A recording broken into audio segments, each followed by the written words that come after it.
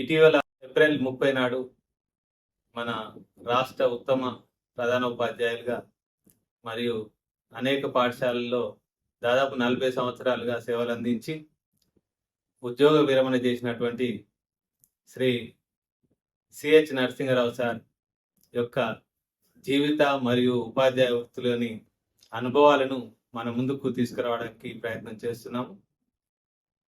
మొట్టమొదట సార్ని అభినందిస్తూ, నమస్కారం సార్. నమస్కారం సార్. మీ యొక్క ఉద్యోగ విరమణ జీవితం సుఖశాంతులతో జరగాలని కోరుకుంటున్నా. మొట్టమొదట మీ యొక్క ఉపాధ్యాయ వృత్తి ఏ విధంగా ప్రారంభమైంది, మీ యొక్క బాల్యం ఏ విధంగా, అదేవిధంగా మీ తల్లిదండ్రులు, మీ యొక్క కుటుంబ నేపథ్యాన్ని మా ముందు పంచుకోవాల్సిందిగా కోరుతున్నాను సార్. నమస్కారం సార్. నేను 17/4/1964లో జన్మించడం జరిగింది సార్. మా తల్లిదండ్రుల పేర్లు చెన్నూరు రామకృష్ణరావు గారు, చెన్నూరు రామచూడమ్మ గారు. మా తల్లిదండ్రులకు మేము ముగ్గురము: అక్కయ్య లక్ష్మీకుమారి, అన్నయ్య మట్టుపల్లిరావు, నేను నరసింహరావు. మా బాల్యం అంతా కూడా చాలా మూలగొట్టు ఊరు, నల్లగొండ జిల్లా, ఉమ్మడి నల్లగొండ జిల్లాలోని మఠంపల్లి మండలంలోని గుండ్లపల్లి గ్రామం. ఆ గ్రామము కృష్ణవుడు ఉంటుంది. చాలా వరకు అక్కడికి రవాణా సౌకర్యాలు, విద్యుత్ సౌకర్యం చాలా ఆలస్యంగానే వచ్చినాయి. కానీ మా ఊర్లో ఎక్కువ మంది చదువుకున్న వాళ్ళు అప్పటికే ఉండడం జరిగింది. ఆ రకంగా ఆ గ్రామంలో నేను 4వ తరగతి వరకు పూర్తి చేసి హుజూర్నగర్ పట్టణంలోని వివేక మందిర్ విద్యా మందిర్ కాన్వెంట్ స్కూల్లో 5వ తరగతి పూర్తి చేయడం జరిగింది. ఆ తదుపరి మఠంపల్లిలోని వివేకవర్ధిని హై స్కూల్, అది ఎయిడెడ్ స్కూల్లో 6వ తరగతిలో చేరి 10వ తరగతి వరకు అక్కడ పూర్తి చేయడం జరిగింది. ఆ తదుపరి కోదాడలోని కేఆర్ఆర్ కళాశాలలో ఇంటర్ మరియు డిగ్రీని పూర్తి చేయడం జరిగింది. తర్వాత బీఈడిని నాగార్జున యూనివర్సిటీ గుంటూరులోని ఆర్వీఆర్ఆర్ కాలేజీలో పూర్తి చేసి వెంటనే నేను చదువుకున్నటువంటి వివి హై స్కూల్ నుంచి మా లెక్కల మాస్టర్ జనార్దన్ రెడ్డి గారు పిలవగానే అక్కడ ఇంటర్వ్యూకి అటెండ్ అయ్యి 1985 సెప్టెంబర్ 11 రోజు మొట్టమొదటిగా ఉపాధ్యాయ వృత్తిలోకి అడిగటం జరిగింది. అక్కడ నాతో పాటు నాకు గురువులుగా ఉన్నటువంటి యొక్క 4 గురువులు ఉన్నారు. వారు Telugu Lakshminarasimhamurthy garu, Hindi Kasim sir, science Joseph Kumar sir, mathematics Janardhan Reddy garu. మరి వారితో ఒకటి పనిచేయడం అనేది చాలా నాకు సంతోషదాయకం కలిగింది. ఎందుకనగా నేను వారి యొక్క బోధనలు విని ఆల్రెడీ ఒక స్టూడెంట్గా వాళ్ళతో నాకు ఉన్నటువంటి సంబంధాన్ని మెరుగుపరుచుకుంటూ వారి కొలీగ్గా పనిచేయడం అనేది ఒక అదృష్టంగా భావిస్తున్నాను. మరి మా పాఠశాలలో ఎంత క్రమశిక్షణ ఉంటుంది, ఎంత ప్లానింగ్ ఉంటుంది, కార్యక్రమాలన్నీ కూడా అవన్నీ కూడా నా జీవితం మీద చదువుకున్నప్పుడే కాకుండా నేను పనిచేస్తున్నప్పుడు కూడా జరిగింది. అంతేకాకుండా అక్కడ నాకు ఎక్కువ భౌతిక శాస్త్రం చెప్పే అవకాశం ఇచ్చడం వల్ల నేను 1988లో డిఎస్సిలో ఎక్కువ అంశాలు, అప్పుడు రాతలో డిఎస్సి ఉండేది, ఆ అంశాలన్నీ కూడా ఫిజికల్ సైన్స్లో ఎక్కువ వచ్చినాయి, మ్యాథ్స్లో తక్కువ వచ్చినాయి. ఇంటర్వ్యూలో కూడా ఫిజికల్ సైన్స్లో అడగడం జరిగింది. ఆ రకంగా నేను డిఎస్సిలో డైరెక్ట్ స్కూల్ అసిస్టెంట్గా ఎంపిక కావడం జరిగింది. డైరెక్ట్ స్కూల్ అసిస్టెంట్గా ఎంపిక అయిన తర్వాత డిసెంబర్ 13, 1988లో భువనగిరి మండలం అనంతారం గ్రామంలోని ఒక హై స్కూల్లో చేరడం జరిగింది. ఆ విధంగా నా ఉద్యోగ ప్రస్థానం మొదలై అక్కడ ఒక 9 మాసాలు మాత్రమే పనిచేసి అక్కడ నుండి ట్రాన్స్ఫర్పై జెడ్పీహెచ్ఎస్ దామచర్లకి వెళ్ళడం జరిగింది. అక్కడ పాఠశాలలో చేరిన తర్వాత నాకంటే చాలామంది సీనియర్ ఉపాధ్యాయులు ఉన్నారు. వారందరితో కలిసిమెలిసి ఉన్నాను. అయినా నేను అదే గ్రామంలో 6 సంవత్సరాల పాటు నివసించి ఆ గ్రామంలో ఉన్న పిల్లలందరికీ కూడా ఉదయం సాయంత్రం కూడా స్పెషల్ క్లాసులు చెప్పుకుంటూ ఆ పాఠశాలలో ముఖ్యమైనటువంటి ఒక ఉపాధ్యాయుడిగా గుర్తింపు పొందడం జరిగింది. ఉపాధ్యాయులతో కూడా కలిసిమెలిసి ఉండటం వల్ల వారందరూ కూడా నాకే ఎక్కువ బాధ్యతలు చెప్పేది. దాన్ని నేను ఒక సంతోషంగా బాధ్యతగా స్వీకరించడం జరిగింది. ఆ రకంగా 98 మంది సెక్షన్ ఉన్నటువంటి యొక్క 10th క్లాస్ని 1990లో డీల్ చేసి అందరి పిల్లలు పాస్ అయ్యేట్టుగా చేయడం జరిగింది. అక్కడనే 91లో సెన్సెస్ జరిగింది. ఆ సెన్సెస్లో మండల బెస్ట్ నేను అవార్డుగా పొందడం జరిగింది. ఆ రకంగా ఆ రోజు నన్ను సెన్సెస్ నేషనల్ అవార్డు కూడా అందించడం జరిగింది. మీ సర్వీస్ ఇంత లాంగ్ పీరియడ్ ఉంది కదా, దాదాపు 40 సంవత్సరాల సర్వీస్లో ద బెస్ట్ ప్రాక్టీసెస్ కొన్ని పంచుకోండి సార్. నేను ముఖ్యంగా నా యొక్క ఉపాధ్యాయ వృత్తిలో mathematics, physical science, English 3 subject కూడా పోయిన జరిగింది. ఇంగ్లీష్ మాత్రం బక్కలవాడ హై స్కూల్లో చెప్పడం జరిగింది. ఫిజికల్ సైన్స్ దామచర్లలోను, మఠంపల్లిలోను ఎక్కువ చెప్పడం జరిగింది. ఆ తదుపరి 98 తర్వాత నేను నేరేడు జిల్లాకి వెళ్ళడం జరిగింది. అక్కడ మంచి మొత్తం ఓన్లీ మ్యాథ్స్ పైనే కాన్సన్ట్రేట్ చేయడం జరిగింది. 98లోనే నూతన పుస్తకాలు, గణిత పుస్తకాలు రావడం జరిగింది. వాటికి సంబంధించిన ఒక పార్ట్ బిని నేను రూపొందించి ప్రింట్ చేయించి అనేక పాఠశాలకు కూడా అందించడం జరిగింది. అంతేకాకుండా నేను నేరేడు జిల్లాలో పనిచేసినా, ఎక్కడ పనిచేసినా 2 అంశాలను నేను దృష్టిలో ఉంచుకునేవాడిని. పిల్లల్ని ప్రేమించాలి. పిల్లలతోటి కలిసిపోతే మాత్రమే ఉపాధ్యాయుడిని గుర్తుంచుకుంటారు. ఎప్పుడైతే పిల్లలు ఉపాధ్యాయుడిని మావాడు అనుకుంటాడో ఆ రోజు ఆ యొక్క అభ్యసన ప్రక్రియ అనేది చాలా బాగా జరగడానికి అవకాశం ఉంది. అంతేకాకుండా మనం తల్లిదండ్రులతో సంబంధం పెట్టుకొని వాళ్ళని పిల్లల యొక్క మంచి చెడుల గురించి మాట్లాడటం, వాళ్ళు చదువుకోకపోయినప్పటికీ కూడా వాళ్ళందరినీ నివేదన చేయడం అనేది కూడా ముఖ్యం. కాబట్టి విద్యార్థులు ఎప్పుడైతే మా సార్ అని అనుకుంటాడో అప్పుడు యొక్క అభ్యసన ప్రక్రియ బాగుంటుందని దాన్ని నమ్ముకుంటూ ఇప్పటి వరకు కూడా నేను హెడ్ మాస్టర్ అయినా కూడా, మండల నోడల్ ఆఫీసర్ అయినా కూడా విద్యార్థులతో చాలా సన్నిహితంగా ఉంటాను. నేను ఆఫీసులో కూర్చునే సమయం తక్కువ ఉంటుంది. ఖాళీ పీరియడ్లో కానీ, వేరే ఎప్పుడు కానీ బయట తిరగడం కానీ అవన్నీ కూడా చేసుకుంటూ ఆ రకంగా పిల్లల అభ్యసనం మెరుగుపడటం పూర్తి చేయడం జరిగింది. సార్ మీ వృత్తిలో మర్చిపోలేనటువంటి సందర్భాలు కొన్ని షేర్ చేయండి. అవును. తప్పకుండా సార్.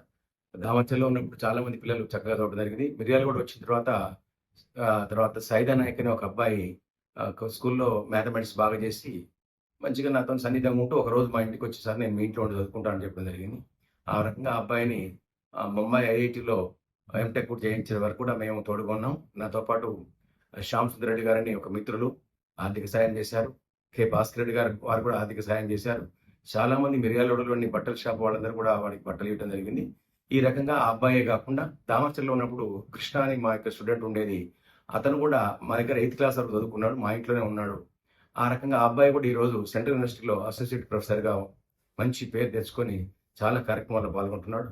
చాలా మంది విద్యార్థులు రకరకాల యొక్క స్థాయిల్లో ఫారెస్ట్ ఆఫీసర్గా, ప్రొఫెసర్స్గా, తర్వాత ఇంజనీర్స్గా, టీచర్స్గా ఆ రకంగా ఎంతోమంది జానయ్య అనే అబ్బాయి ఇప్పుడు ఫిజికల్ సైన్స్ టీచర్గా ఉన్నారు. ఈ రకంగా ఎంతోమంది మాకు ఆ రకంగా మన యొక్క బోధన ద్వారా కొంతమంది విద్యార్థులు పాపం ఆర్థిక పరిస్థితులు బాగలేకనో, వారి చుట్టూ ఉన్న పరిసరాలు లేకనో, బాగా చదువుకోలేకపోయినప్పటికీ ఇప్పటికీ నాతోని అనుబంధం కలిగి ఉండి ఫోన్ చేస్తుంటారు. సార్ మీరు చెప్పిన విషయాలు ఇప్పటికి కూడా మేము మా పిల్లలకు చెప్తున్నాం సార్, మేము సక్సెస్ కాలేకపోయినా అవన్నీ అంశాలు గుర్తుపెట్టుకుంటామని చెప్పేసి ఒక 500 మంది విద్యార్థులు గ్రూప్గా ఉన్నారు ఇప్పటికి కూడా మాకు. వారందరూ కూడా వాళ్ళ యొక్క అవసరాలను బట్టి వాళ్ళ యొక్క సూచనలు కావాల్సినప్పుడు వాళ్ళు కాల్ చేస్తూనే ఉంటారు. ఈ సర్వీస్‌లో చాలా మంది పిల్లల్ని ఉన్నత స్థాయిలో మంచి విద్యాబుద్ధులు అందించడం జరిగింది అనుకుంటా. అందులో చాలా ఉన్నత స్థాయికి ఎదిగినటువంటి విద్యార్థులు కొంతమంది గురించి చెప్పండి సార్. అదే సార్ ఇప్పుడు ఉన్న స్థాయిలో కానీ ఇప్పుడు ఇందాక సైదానాయక్ అనే అబ్బాయి సైదా నాయక్. పేరు పెట్టడం జరిగింది. ఇప్పుడు అతను మైక్రోసాఫ్ట్లో పనిచేస్తున్నారు, ప్రొఫెసర్గా ఉన్నారు.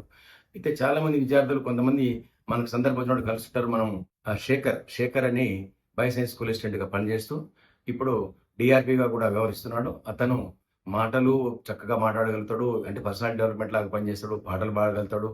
అందరినీ కూడా ఒక టీం వర్క్ కూడా చేయించడానికి సిద్ధంగా ఉన్నాడు. కానిస్టేబుల్ ఉన్నటువంటి ఒక విద్యార్థి, ఒక అబ్బాయి ఎల్ఐ అని చెప్పేసి సూర్యాపేటలో షీ టీంలో పనిచేసిన కానిస్టేబుల్. ఆ అబ్బాయి పాపం చాలా తక్కువ స్థాయి చదువుకుంటుండే, అతన్ని కూడా ఎంకరేజ్ చేసి పాస్ చేయడం జరిగింది.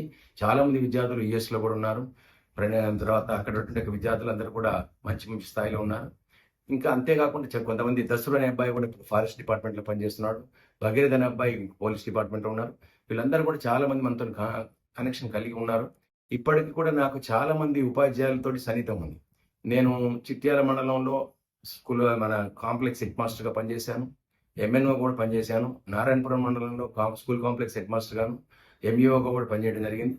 లాస్ట్గా మధ్యలో చౌటుపల్లి మండలానికి రావడం జరిగింది. ఇక్కడ కూడా ఎంఎన్ఓగా పనిచేయడం జరిగింది.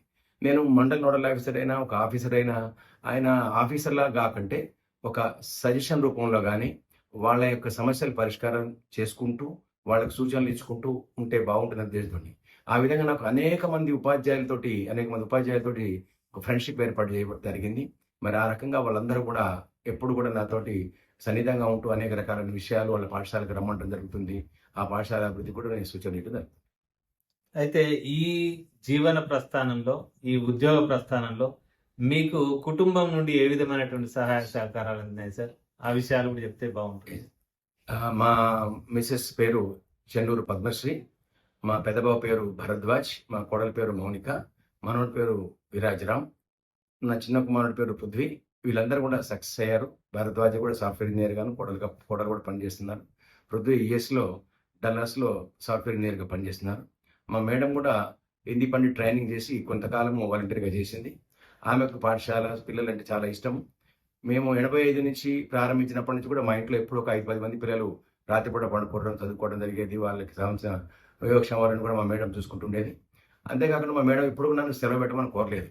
నేను 720 నా యొక్క సిక్ లీవ్‌లు ఇప్పటికి మిగిలిపోయి ఉన్నాయి. ఒకసారి సిక్ లీవ్ పెట్టిన సందర్భం లేదు. నా యొక్క 22 సీఎల్స్‌లో కూడా ఎప్పుడు కూడా 5-10 సెలవులు మిగిలిపోయేవి. అంటే ఈ రకంగా కుటుంబం నుంచి నాకు ఎలాంటి ఇబ్బంది లేకుండా ఉండేది.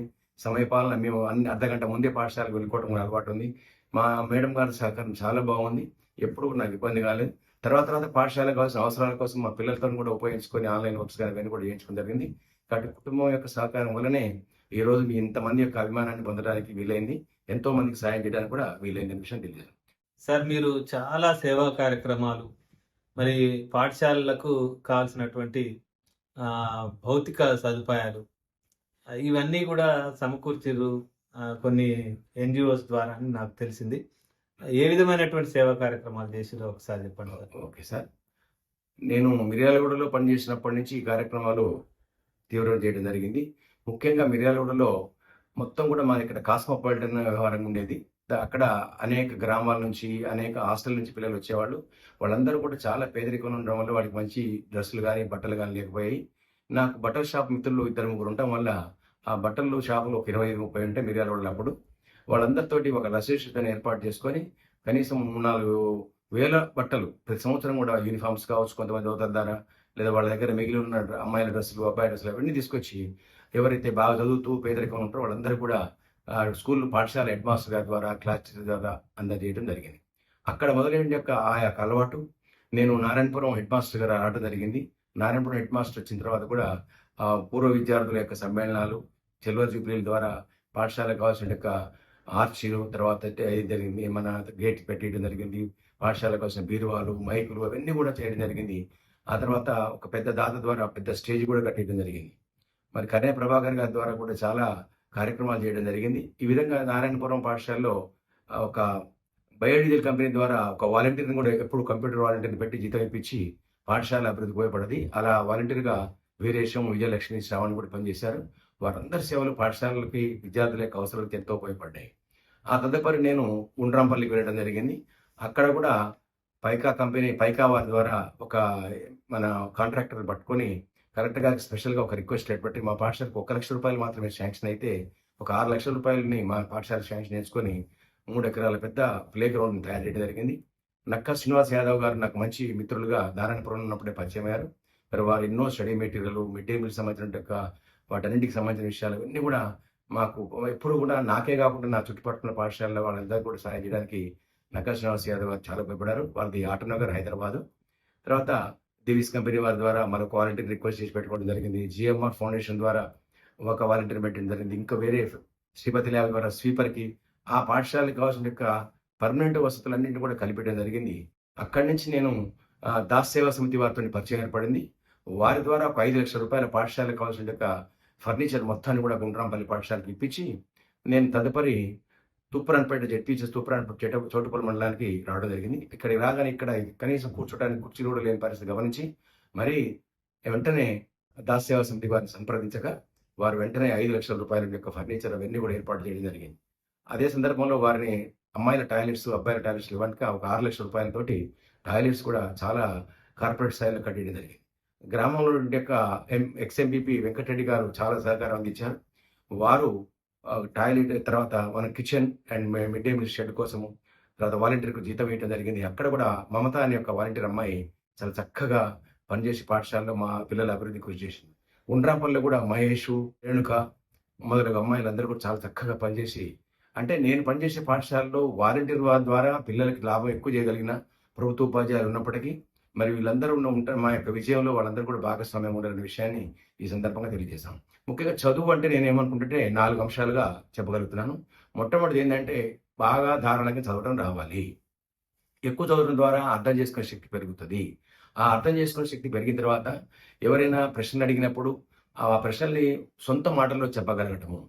ఆ తదుపరి పరీక్షల్లో సొంత మాటల్లో రాయగలను. ఈ 4 అంశాల ద్వారానే ఈ ప్రపంచంలో ఏదైనా సాధించవచ్చు అనే విషయాన్ని నేను నా యొక్క బోధన ద్వారా, నా అభ్యాసం ద్వారా తెలుసుకోవడం జరిగింది. ముఖ్యంగా చాలామంది పిల్లలకి ఒక పేజీని పాఠం చదివిపిస్తారు గానీ, అట్లా కాకుండా నంబర్ ఆఫ్ పుస్తకాలు చదివించడం యొక్క ప్రయత్నం చేశాను. ఓకే. మ్యాథ్స్‌లో కూడా బేసిక్స్ వస్తే సరిపోతుందనుకుంటారు గానీ, ఈ రీడింగ్ ద్వారా లెక్క అర్థమవుతది.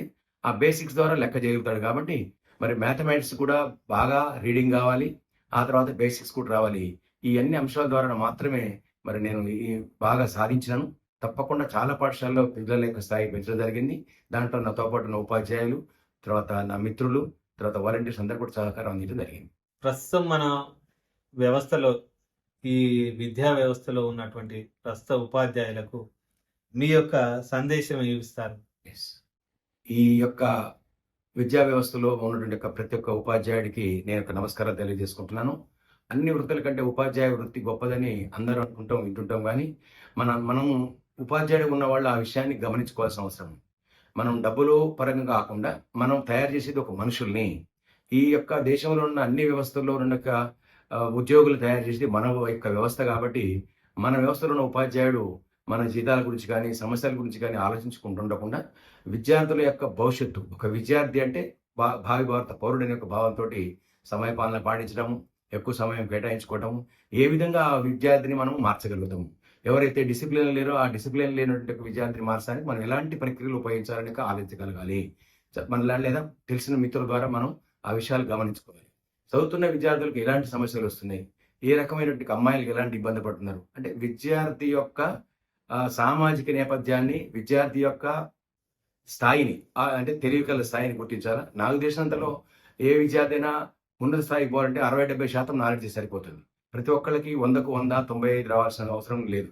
కాబట్టి మనం ఏం చేసుకోవాలంటే, ఏ విద్యార్థి ఎక్కడ వెనకబడున్నాడు, ఏ సబ్జెక్టులో వెనకబడున్నాడు, వానికి ఎలాంటి ప్రాబ్లమ్స్ ఉన్నాయి, ఇంటి దగ్గర ఎలాంటి ప్రాబ్లమ్స్ ఉన్నాయి, మనం ఏం చేయొచ్చు అని మన ఉపాధ్యాయులను, తోటి ఉపాధ్యాయులను కూడా ఒక హెడ్ మాస్టర్గా వాళ్ళందరూ కూడా అవేర్ చేసుకుంటూ చక్కగా చేసినట్టయితే తప్పకుండా వస్తుంది. మరి నేటి ఉపాధ్యాయులందరూ కూడా, మీరందరూ కూడా ఉద్యోగం కోసమే కాకుండా ఉపాధ్యాయుడు ఒక వృత్తి కాబట్టి మన భావి భారత పనులు తయారు చేస్తున్నాం. ఒక యంత్రాలు తయారు చేయడం లేదు, ఒక పేపర్ మీద రాయడం కాదు. కాబట్టి మీరందరూ కూడా ప్రేమతోటి విద్యార్థుల్ని ప్రేమించినంత వరకు ఆ ఉపాధ్యాయుడు వృత్తికి పనికిరాడు. విద్యార్థుల్ని యొక్క ప్రేమించాలి. ఎలాంటి విద్యార్థినైనా కూడా ప్రేమించి మార్చాల్సిన అవసరం ఉంది, కానీ దండించి మార్చలేమనే విషయాన్ని గమనించండి. విద్యార్థుల యొక్క తల్లిదండ్రులతోటి సరైనటువంటి సంబంధాలు కలిగి ఉండాలి. వారందరూ కూడా ఆర్థిక సమస్యలతోటి, తర్వాత వారికి చైతన్యం లేకపోవటము, విద్య లేకపోవడం అనే సమస్యలతో ఉన్నారు. కాబట్టి ఎల్లప్పుడూ కూడా వారిని మందలించుకుంటూ, వారి విషయాలు గుర్తు చేసుకుంటూ, వాళ్ళ కుటుంబ విషయాలు కూడా వాళ్ళకి గుర్తు చేయాలి. ఒకసారి ఒక తండ్రి వచ్చి మనకి మా ఇంట్లో ఈ ప్రాబ్లం ఉంది అన్నప్పుడు, మళ్ళీ కలిసినప్పుడు ఆ ప్రాబ్లం ఏమైందండి అని వారితో మనం కనుక రిలేషన్ మెయింటైన్ చేసినట్టయితే, ఆ రకంగా మనకి వారికి సంబంధం ఏర్పడుతుంది. మరి పిల్లలు బాగు చేసే అవకాశం ఉంది. కాబట్టి ఉపాధ్యాయులందరూ కూడా ఈ పేద పిల్లలందరి బాగు కోసం కృషి చేయమని కోరుతున్నాను. మనకు కులం, మతంతో సంబంధం లేని యొక్క ఈ వ్యవస్థలో మనం ఉన్నాం కాబట్టి, మరి మీరందరూ కూడా తప్పకుండా విద్యార్థుల యొక్క మెరుగు అనేది ఒక లక్ష్యంగా ఉంచుకోవాలి. అధికారులు ఎవరు వస్తుంటారు, పోతుంటారు, ఎవరో వస్తారని కాకుండా, నిజమైన వ్యక్తిత్వం అంటే ఎవరు చూడనప్పుడు కూడా మనం ఎలా ఉండాలనో నిజాయితీగా అలా ఉండటమే నిజమైన వ్యక్తిత్వం. కాబట్టి ఒక హెడ్ మాస్టర్ గారు చూస్తున్నారనో, ఒక ఆఫీసర్ వస్తున్నారనో కాకుండా, మన దృష్టి మొత్తం కూడా మన వృత్తిపైన ఉంచుకోమని మిమ్మల్ని అందరినీ కూడా కోరుకుంటున్నాను. ఈ నేటి విద్యా వ్యవస్థలో ఇంకా మెరుగైనటువంటి ఫలితాలు సాధించడం కోసం, విద్యార్థుల యొక్క సర్వతోముఖాభివృద్ధి కోసం ప్రభుత్వానికి ఎలాంటి సూచనలు, సలహాలు చేస్తారు? మొట్టమొదటిగా ప్రభుత్వము ఈ గురుకులాలు, కులాల వారీగా ఉన్న వాటిని తీసేయాలని కోరుకుంటున్నాను నేను. పిల్లల్లో చిన్నప్పటి నుంచే ఆ వ్యతిరేక భావనలు వస్తున్నట్టుగా మనం గమనించడం జరిగింది. మరి అన్ని కులాలకు కామన్గానే ఉండాలి. గురుకులాల్లో ఏవైతే వసతులు ఉన్నాయో అవన్నీ కూడా అన్ని జడ్పీ పాఠశాలలో కూడా విద్యార్థులు కల్పించాల్సిన అవసరం ఉంది. బ్రేక్ఫాస్ట్ కానీ, లంచ్ కానీ, ఈవినింగ్ స్నాక్స్ కానీ. అంతేకాకుండా విద్యార్థుల సంఖ్య తక్కువ ఉండటం అనేది కొద్దిగా ప్రాబ్లం ఉంది. కాబట్టి మరి ఆంధ్రాలో ఏ విధంగా అయితే విద్యార్థులు పాఠశాలలు ఎక్కువ చేరిండ్రో, మరి మన దగ్గర పాఠశాలలో విద్యార్థులు చేరడానికి మన స్కూల్లో పేరు మార్చాల్సిన అవసరం ఉంది. తల్లిదండ్రులందరూ కూడా ప్రభుత్వ పాఠశాల అనగానే తక్కువ చూపు చూస్తున్నారు. మరి ఆ తక్కువ చూపు చూసే దానికి పేరు కనుక మనం మార్చినట్లయితే, మరి ఏ రకమైన మార్పు, కొత్త రకమైన పేరు పెట్టి, కొత్త రకమైన వసతులు కల్పించి, గ్రామ పంచాయతీ స్థాయిలోనే తల్లిదండ్రులందరితో సమావేశాలు బట్టి మన పాఠశాల, ప్రభుత్వ పాఠశాల అనేది గ్రామ ప్రజల పాఠశాల, విద్యార్థుల పాఠశాల అనే ఒక భావన కలిగించినట్టయితే సక్సెస్ అవుతుంది.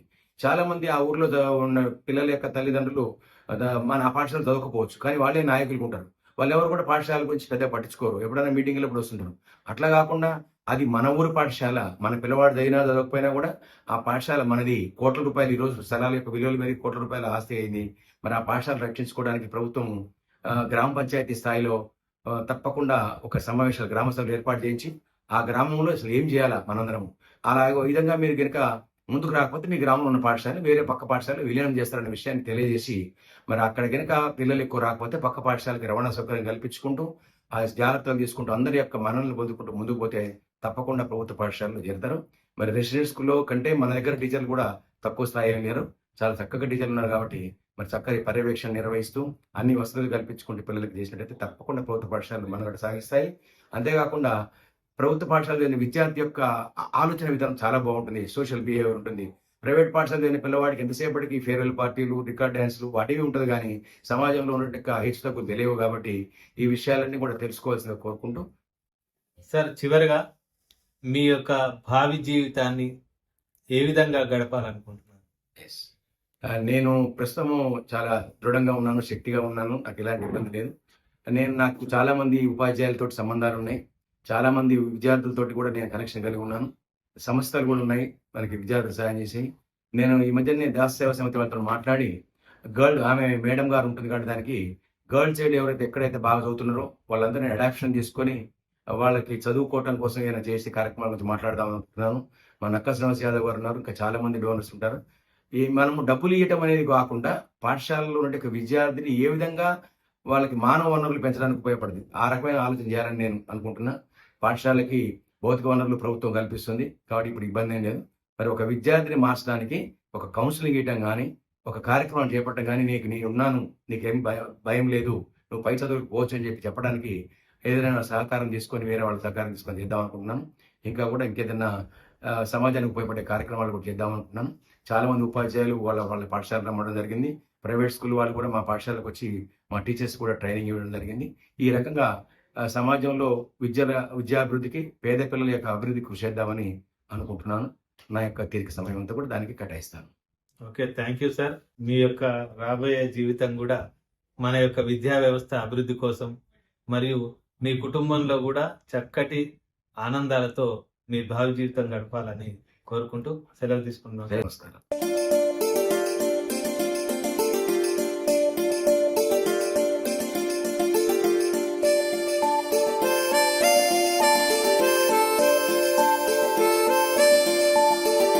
సర్కారు బడి నిన్ను పిలుస్తున్నది, రారమ్మనన్నది. ఇంగ్లీషు చదువు కూడా చెప్పుచున్నది, ఎంతో నేర్పుతున్నది. సర్కారు బడి నిన్ను పిలుస్తున్నది, రారమ్మ